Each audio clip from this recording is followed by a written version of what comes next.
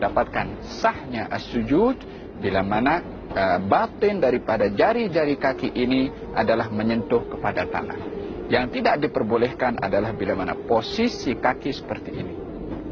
Yang menyentuh kepada tanah itu adalah kuku atau zahir daripada jari-jari. Tidak, tapi butunul asabi', batin atau bagian belakang daripada jari-jari kaki. Walaupun hanya sekedar ibu jari sudah memadai, tapi afdalnya adalah seluruh jari-jari kaki itu adalah ditekan ke bawah sehingga seluruh jari-jari ini menghadap kepada al-qiblah, kanan dan juga kiri, lutut dan juga tangan.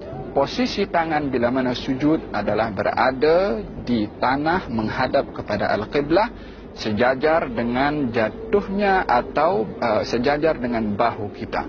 Yani seperti ini dan juga seperti ini. Posisi tangan menghadap kepada al-qiblah. Kalau ada sesuatu yang jatuh daripada bahu kita, akan jatuh kepada tangan kita. Yani bukan tangan itu melirik ke kanan ataupun berhadapan seperti ini. Tidak, tetapi menghadap kepada al-qiblah. Hukum hidung menyentuh kepada tanah adalah perkara yang sunnah dalam madhab al-Imam Asy-Syafi'i. Ini posisi sujud. Jari-jari menghadap kiblat dan kaki berdiri seperti ini. Tangan menghadap kiblat, dahi menyentuh kepada tanah, tak boleh ada penghalang kepada dahi. Baik itu imamah, songkok, serban adalah tak boleh menjadi penghalang, kecuali serban itu diletakkan sebagai sejadah, maka adalah diperbolehkan. Dalam sujud tidak boleh sujud di atas sesuatu yang terangkat bersama dengan tubuh badan kita. Posisi yang berikutnya adalah duduk di antara dua sujud, ataupun duduk tahiyat awal ataupun duduk tahiyat akhir. Duduk di dalam salat ada dua jenis tahiyat akhir. Duduk di dalam salat ada dua jenis duduk. Yang pertama adalah jalsatul iftirash, yakni posisi seperti ini. Yakni bahagian belakang kita duduk di atas telapak kaki bahagian kiri, sementara kaki kanan dan jari-jarinya tetap menghadap kepada al-qiblah seperti ini. Duduk seperti ini disunnahkan pada tahiyat awal, pada duduk di antara dua sujud, dan juga duduk istirahat.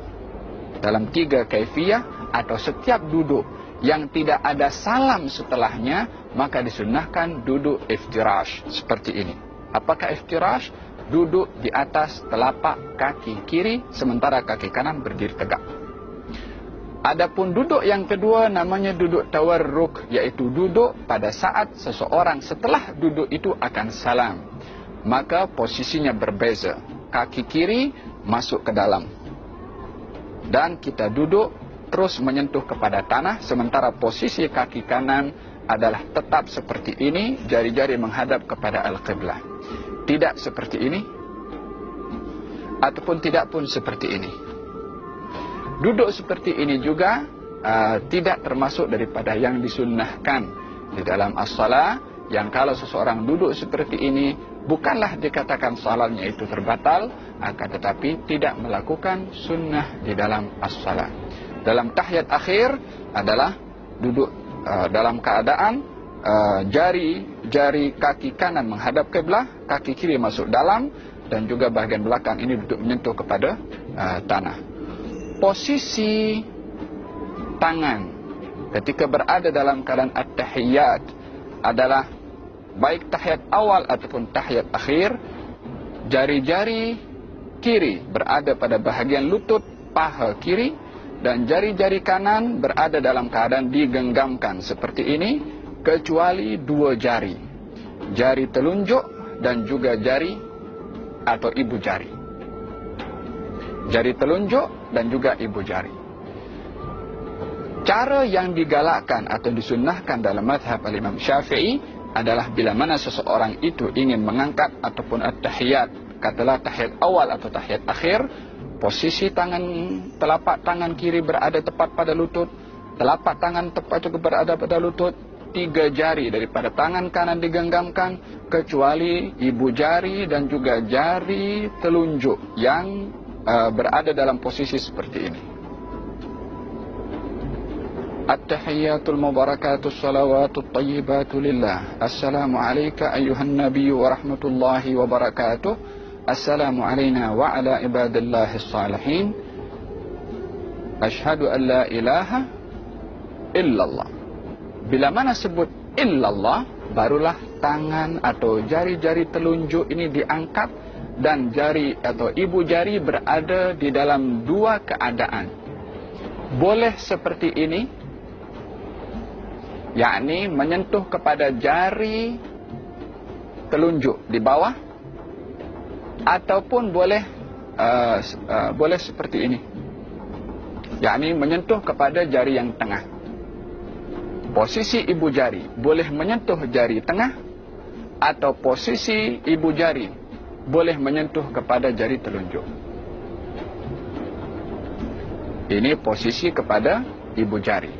Adapun jari telunjuk berada dalam keadaan diangkat, tidak terlalu diangkat seperti begini, ataupun tidak lurus tetapi menunduk ke bawah sedikit. Asyhadu an la ilaha illallah, atau begini atau begini.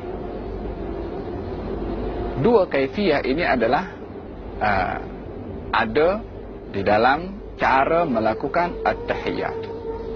Perlukah seseorang menggerakkan jari-jarinya ketika berada dalam keadaan tahiyat awal atau tahiyat akhir? Di dalam hadis ada dua riwayat. Disebutkan kalau baginda Rasulullah tidak menggerakkan, dan dalam riwayat yang lain diberitahukan kalau Rasulullah menggerakkan. Dua riwayat ini zahirnya bertentangan, tetapi pada hakikatnya tidak bertentangan. Maksud daripada tidak menggerakkan dalam riwayat yang pertama adalah tidak menggerakkan berkali-kali.